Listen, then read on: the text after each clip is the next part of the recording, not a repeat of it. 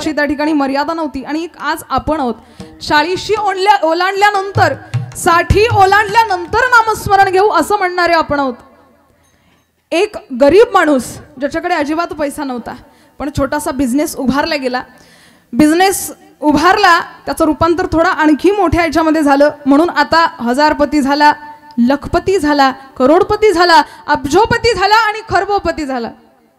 भरपूर पैसा जवळ आला. एक दिवस मित्रांनी विचारलं, अरे बाबा आता तरी परमार्थ कर, भरपूर दिवस झाले पैसे कमवलेत पण थोडासा परमार्थ करायचा राहिलेला आहे. कधीतरी कीर्तनात चालत जा, कधीतरी भागवतात चालत जा, कधीतरी वारी करत जा, कधीतरी भगवंताचं मुखारविंद बघत जा रे, कधीतरी परमार्थ कर. हा म्हणाला अजून वेळ आहे, आताशी मी 40 मध्ये आहे, 60 मध्ये गेलो ना की मग मात्र परमार्थ केल्याशिवाय राहणार नाही. मित्रांना याने डावलून द्यावं. वय वर्ष 60 आलं. खूप मोठी वाढदिवसाची पार्टी अरेंज केली.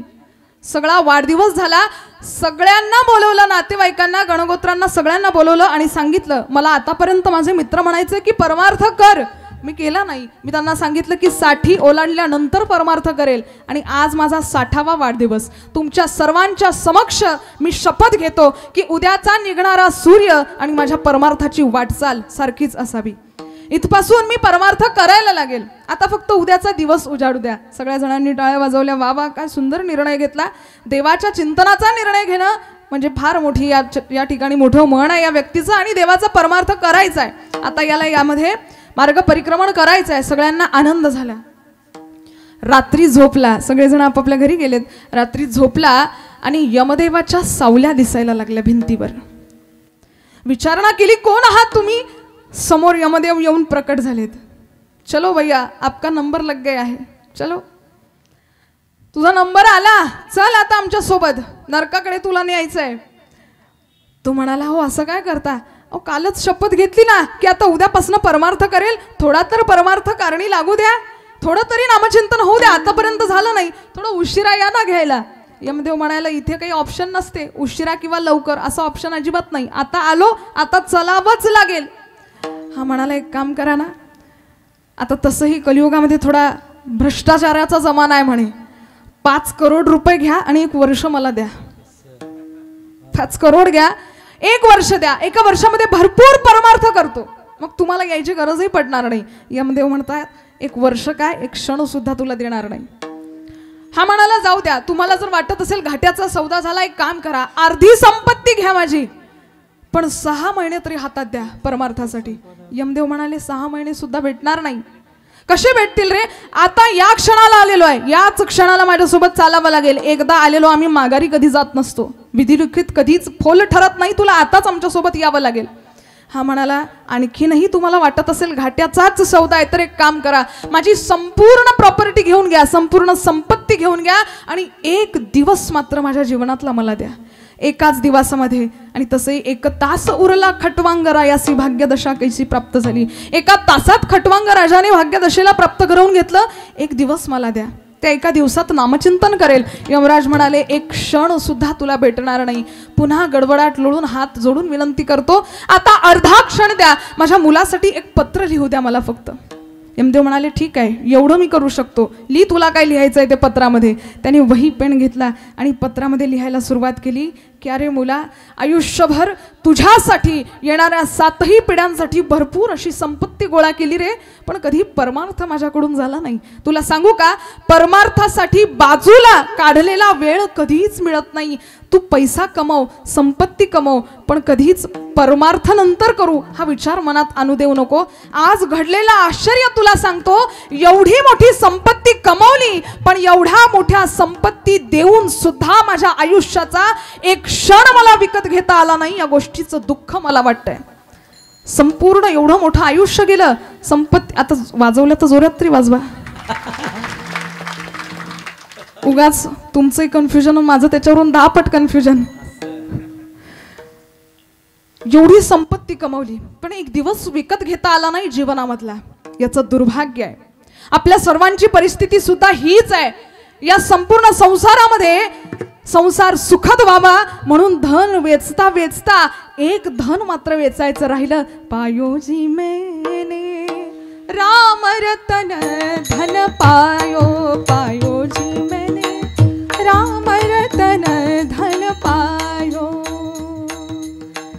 वस्तु अमोलिक दी मेरे सतगुरु, कृपा कर अपनायो पायो जी मैंने राम रतन धन पायो, पायो जी मैंने राम रतन धन पायो, राम रतन धन पायो, राम रतन धन पायो. हे धन वेचायचं राहिलं, राम नामाचा साठा करायचा राहिला. संपूर्ण आयुष्य गेलं पण कधी जाणीवच आली नाही हो या गोष्टीची. एका स्मशानभूमीच्या बाहेर एक पाटी लावलेली होती की मंजिल तो तेरी यही थी, बस जिंदगी गुजर गई आते आते. इथेच यायचं होतं. मंजिल तो तेरी यही थी, बस जिंदगी गुजर गई आते आते. क्या मिला तुझे अपनों से, अपनों ने ही जला दिया जाते जाते, अपनों ने ही जला दिया जाते जाते. इथे येऊन काही नाही मिळालं हो, आपल्यानीच आपल्याला जाळलं. पण हो, तिथे गेल्यानंतरही अग्निदेवाने मांडीवर घेतलं, हे फार सुखकर आहे. म्हणून आहे तो क्षण राममय भावा. सासों की माला पे सिमरू में पी का नाम, प्रेम पियाला जिसने पिया है जी का है ये हाल, उनका है ये हाल. अंगारों पर नींद आ जाए कांटों पे आराम, अंगारों पर नींद आ जाए कांटों पे आराम. सासों की माला पे सिमरू में सीताराम, सासों की माला पे सिमरू में सीताराम, सीताराम सीताराम सीताराम. अरे सुन ले प्राणी रे अज्ञानी, 2 दिन की जिंदगानी, कहाँ तू भटक रहा है, कहाँ तू भटक रहा है.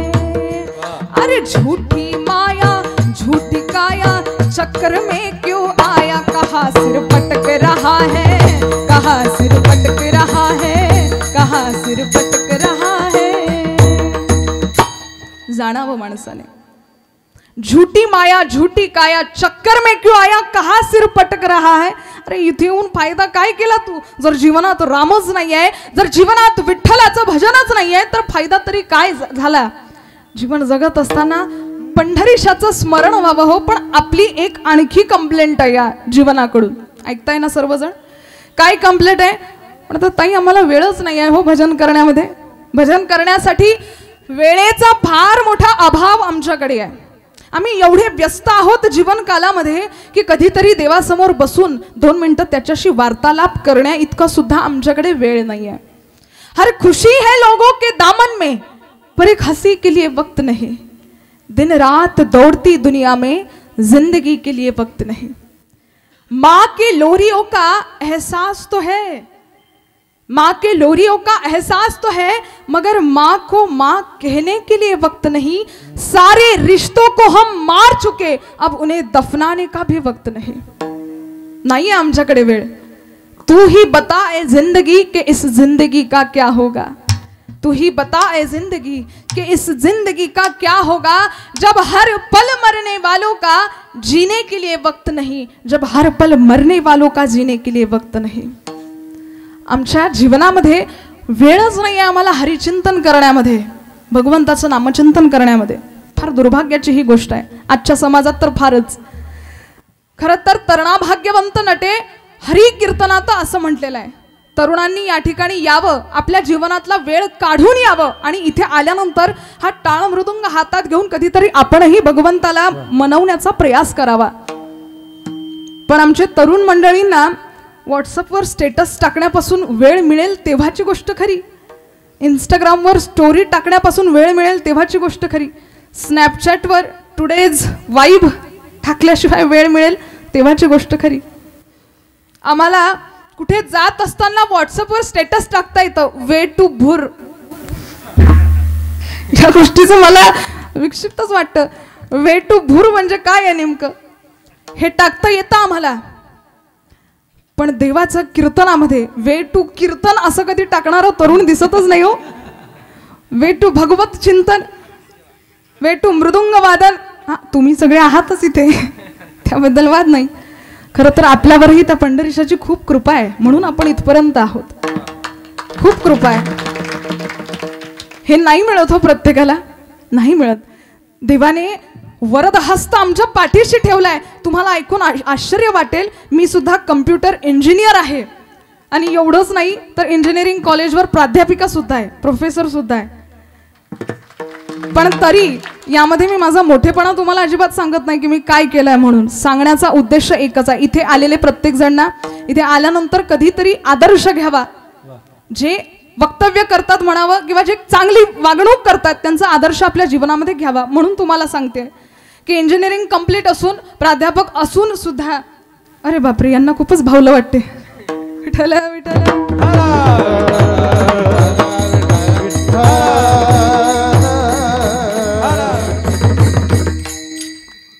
सांगण्याचा अर्थ एवढाच आहे की कितीही मोठी पदवी घेतली आणि कितीही आपल्या आजूबाजूला फिरणारे लोक असलेत तरी सुद्धा या सगळ्या गाजावाजातून थोडासा वेळ काढून परमार्थ नक्कीच करावा. आता रामकथा इथे कनेरगावला सुरू आहे, त्यामुळे कालच झालेला एक प्रसंग मला आठवला.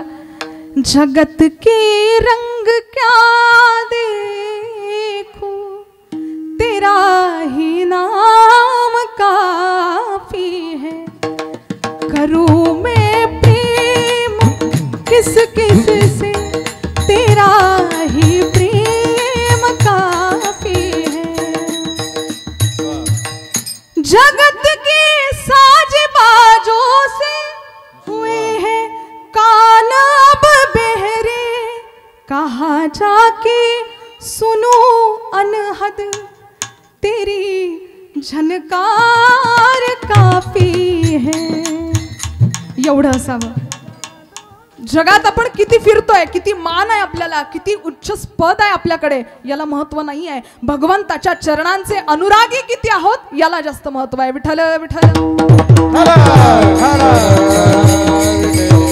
म्हणून म्हणते की आजकालच्या तरुणांनी शिक्षण करावं. शिक्षणाला अजिबात माझं बंधन नाही, कारण शिक्षण असावंच जीवनामध्ये आणि त्याचं सुद्धा एक पर्टिक्युलर वय असतं. ते वय गेल्यानंतर मग शिक्षण साध्य होत नाही. पण त्या शिक्षणातही परमार्थाची सांगड आपल्याकडून घडावी. पण आजकाल आपल्याला वेळ नाही आहे. आपण व्हॉट्सअप, फेसबुक, इंस्टाग्रामवर इतके अडकलेलो आहे की जणू काही हेच आपलं विश्व आहे की काय असं आपल्याला भासायला लागलेलं आहे. हेच विश्व आहे की काय. मला तरुणांना सांगावंसं वाटतं की खरंच इतका संस्कृती प्रधान आपला देश आहे, नव्हे नवे संस्कृती प्रधान आपला महाराष्ट्र आहे. कितीतरी संतांच्या चरणांचे रज आपल्याला महाराष्ट्राला लाभलेले आहे. नव्हे नव्हे महाराष्ट्रातच कितीतरी संत होऊन गेलेले आहेत. पण त्यांचं वाङ्मय आपण स्वीकारावं, त्यांचं वाङ्मय कधीतरी वाचावं. ते सोडून आपण भलतीकडेच का पळावं हो. खरं तर दुर्भाग्याची गोष्ट आहे. कीर्तनामध्ये देव आणि संत यांशिवाय काही बोलू नाही दुसरं, पण तरी आज कीर्तनामध्ये समाज प्रबोधन करावं लागतंय. ही दुर्भाग्याची गोष्ट आहे. आज आपल्या संस्कृतीला जे साजेसं आहे ते कर्तृत्व आपण विसरलो आहोत आणि जी पाश्चात्य संस्कृती करतोय त्याचं मात्र आपण आचरण करायला लागलेलो आहे.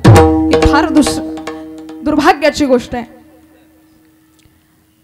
तरुणांनी वेळात वेळ काढून परमार्थ सिद्धीस न्यावा. संत वाङ्मय फार गोड आहे.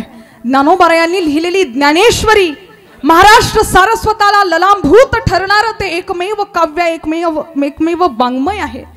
त्याचं आचरण करण्याचं सोडून आपण युट्यूबवर म्हणतो this is a motivational speaker and bestest motivational speaker. त्याचं मोटिवेशन आम्ही ऐकतो आणि मग आमचं जीवन सुखकर करून घेतो. अहो माऊली ज्ञानोबा यांनी जे मोटिवेशन ज्ञानेश्वरीमध्ये दिलंय ना ते दुसरीकडे कुठे सापडणारच नाही हो. येथ विजयपण होईल का सर्वथा देह जाईल, ते आधीच काही पुढील चिंतावेना. अर्जुनाला उपदेश करतात ना भगवान श्रीकृष्ण. ज्ञानोबा किती गोड लिहितात. अरे इथे विजय पण होईल की सर्वथा देह जाईल याची चिंता करू नको. तुझ्या कर्माने, तुझ्या मार्गाने तू परिक्रमण कर. तुला जे हवंय ते साध्य झाल्याशिवाय राहणार नाही. आणि आपण भलत्याच गोष्टींचं मोटिवेशनल मानून घेतो. पण खरं सांगू का, संतांचं वाङ्मय जितकं मोटिवेट माणसाला करतं तितकं दुसरं काहीच करू शकत नाही. म्हणून संतांचं वाङ्मय वाचा. माऊलींनी लिहिलेली ज्ञानेश्वरी वाचा, नाथांनी लिहिलेलं भागवत वाचा. डोळा पहावी पंढरी वाचावी ज्ञानेश्वरी, हेच आपलं आद्य कर्तव्य आहे, हेच करावं. बाकीच्या गोष्टी आता थोड्या राहू द्यात बाजूला. आजकाल तसंही हिंदू संस्कृतीवर टपलेली आहेत काहीतरी लोक की ही संस्कृती भ्रष्ट करावं लागेल, टपून बसलेले आहेत. पण आपणच या धर्माची पताका हातात घेऊन जर मार्ग परिक्रमण केलं ना तर कोणी मायका लाल नाहीये आपल्या धर्म संस्कृतीला हात लावणारा. दुर्भाग्याची गोष्ट हीच आहे की हिंदू धर्मामध्ये रामाला मानणारे तेवढेच आहे आणि रामाला न मानणारे सुद्धा तेवढेच आहे. इस्लाम धर्मामध्ये जाऊन बघाल, जो इस्लाम मानत नाही त्याला धर्माच्या बाहेर केलं जातं, जो ख्रिश्चनाला मानत नाही त्याला धर्माच्या बाहेर केलं जातं. पण दुर्भाग्यवश हिंदूमध्ये रामाला मानणारा सुद्धा आहे आणि न मानणारा सुद्धा आहे. काही फरक पडत नाही आपल्याला मानतो का आणि नाही मानत का. उलट तोच जो नास्तिक आहे चौतऱ्यावर जाऊन बसतो आणि 4 जणांना आणखी नास्तिक बनवतो, पण त्याच्या विरोधात कधी बंड पुकारला जात नाही की अरे रामामुळे तुझ्या शरीरामध्ये श्वास आहे, कृष्णामुळे तुझं जीवन सुधारलेलं आहे, ज्ञानोबारायांमुळे तुझ्या जीवनाला आकार लाभलेला आहे. या गोष्टी विसरून चालणार नाही. आपण उलट त्याच्या सोबत जाऊन आपणही नास्तिकत्ववादी होऊन जातो. कधीतरी जाणीव असावी की जगाच्या पाठीवर एकमात्र हा देश, एकमात्र हा महाराष्ट्र असा आहे की सर्वांच्या वर ललांभूत ठरणारा आहे, सर्वांना संस्कृती शिकवणारा आहे. दुर्भाग्यवश आपलीच संस्कृती आपण जाणली नाही कधी. प्राणी मात्रांवर सुद्धा प्रेम करायला आपला देश आपल्याला शिकवतो. बैल पोळ्याच्या दिवशी बैलाला किती सुंदर सुंदर रंगोटी करतात हो, किती सुंदर झूल घालतात. खंडोबा म्हणून आम्ही कुत्र्याला सुद्धा पूजन करणारे आहोत. कोकिळा व्रतामध्ये कोकिळीचा स्वर ऐकल्याशिवाय माझी भारतातली माता पाणी ग्रहण करत नाही. कावळ्यांना सुद्धा पितरांच्या दिवशी जेवण करण्याचा अधिकार आहे. या ठिकाणी प्रत्येक जण पूजनीय आहे, आदरास्पद आपली संस्कृती आहे. पण आपल्याला त्याची यत्किंचितही जाणीव नाही आहे. पण आनंदाची एक गोष्ट या आजच्या दिवशी खरं तर जवळ आलंय म्हणून सांगते की आनंद फार या गोष्टीचा होतो. गेल्या कित्येक दिवसापासून हा लढा कायमस्वरूपी सुरू होता. कित्येक जणांचे प्राण गेलेत हो, कित्येक जणांचं जीवन व्यर्थ झालं, कित्येकांनी बलिदान दिलं. पण यावेळेस आता या 2024च्या 22 जानेवारी तारखेला माझ्या रामप्रभूंचा राज तिलक होणार आहे. याच्यावरून आनंदाची गोष्ट दुसरी कुठलीच. आतापर्यंत भरपूर दिवाळ्या आपण साजऱ्या केल्या, पण आजची दिवाळी मात्र रामरायांच्या चरणी समर्पित आपल्याला करायची आहे. या वर्षी जी दिवाळी झाली ना, प्रत्येकाच्या दारासमोर एक एक दिवा होता. श्रीराम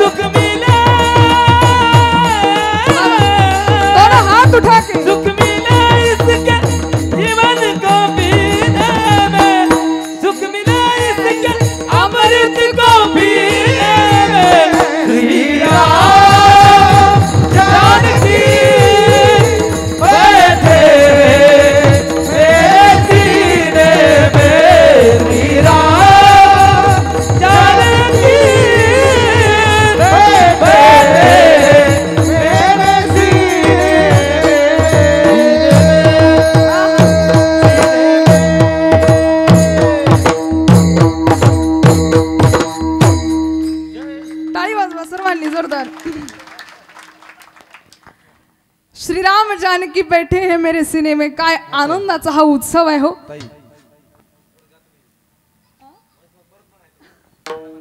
मी असू द्या ना. कितना आनंद है रस को पीने में, कितना आनंद है रस को पीने में. श्री राम जानकी बैठे हैं मेरे सीने में. श्री राम जानकी बैठे हैं मेरे सीने में. मुझे कीर्ति ना वैभव ना यश चाहिए, राम नाम का मुझको रस चाहिए. सुख मिले ऐसे अमृत को पीने में, सुख मिले इसके अमृत को पीने में. श्री राम जानकी बैठे मेरे सीने. श्री राम जानकी बैठे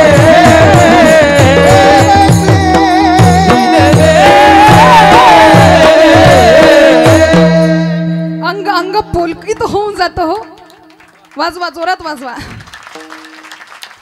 अंग अंग पुलकित होऊन जातं फक्त माझे रामराया येणार आहे या भावनेने. ज्या दिवशी येतील त्या दिवशी किती आनंद आहे. गेली कित्येक वर्ष माझे रामराया कोर्टाच्या बाहेर बसून वाट बघत होते घराचा निकाल कधी लागावा. यद्यपि माझ्या रामरायाला घराचीच आवश्यकता आहे अशातला भाग नाहीये.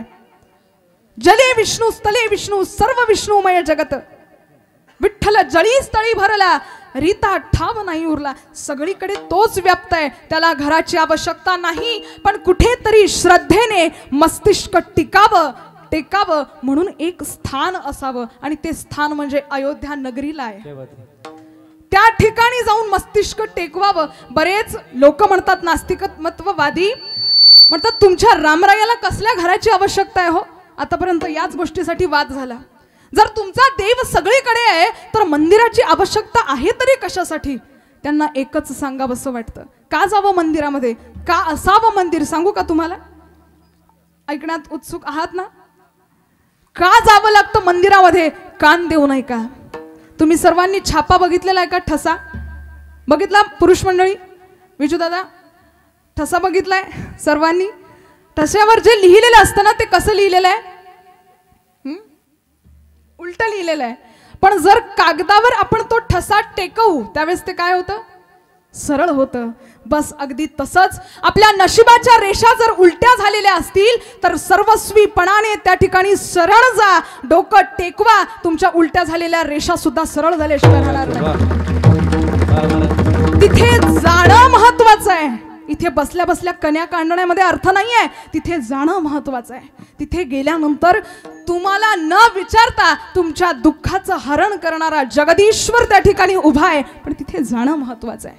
तिथे जावं. आणि आज खरंच आनंदाची गोष्ट आहे.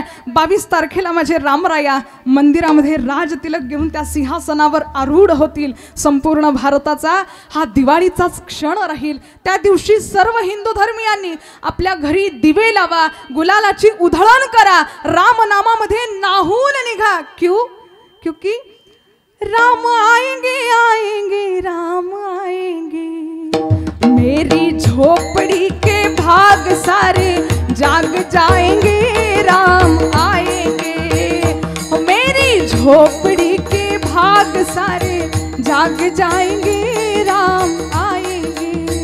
ओ राम आएंगे तो अंगना सजाऊंगी, दीप जला के दिवाली में मनाऊंगी. मेरे जन्मों के सारे पाप कट जाएंगे राम आएंगे. मेरी झोपड़ी के भाग जाग जाएंगे राम आएंगे. मेरी झोपड़ी के भाग राम आएंगे. राम आएंगे आएंगे राम आएंगे. राम आएंगे आएंगे राम आएंगे. ओ राम आएंगे आएंगे राम आएंगे.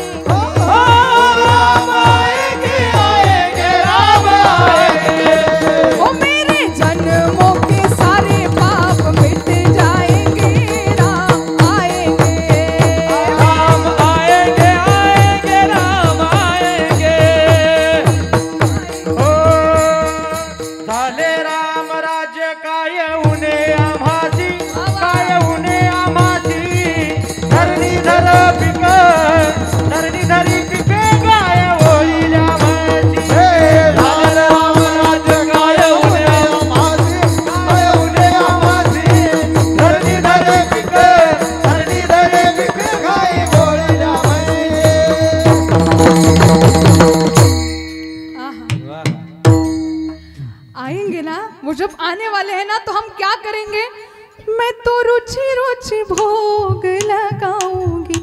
आएंगे जब रघुराम उनको आसन पे बिठाऊंगी, मीठे मीठे बेर अपने हाथों से खिलाऊंगी। मीठे मीठे बेर अपने हाथों से खिलाऊंगी। साथ साथ लखन जी का दर्शन होगा, शबरी के कुटियों का पावन होगा।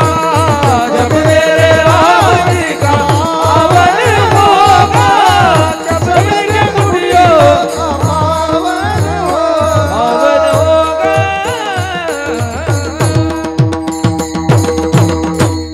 और कहते हैं पूजा की थाली में चंदन होगा, शबरी के कुटिया का पावन होगा। ये तो भाई हम सबके लिए बड़ा आनंद का दिन है। रामलला आने वाले हैं, भरपूर वर्षाची प्रतीक्षा आज